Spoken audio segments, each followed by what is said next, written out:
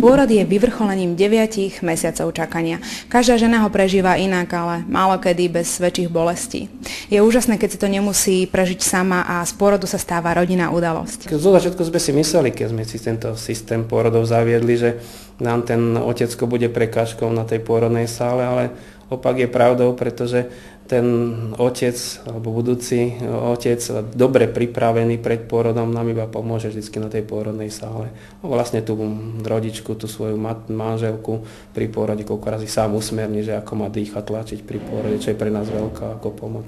Mamička, verím, že ste rada, že v tejto chvíli nie ste sama.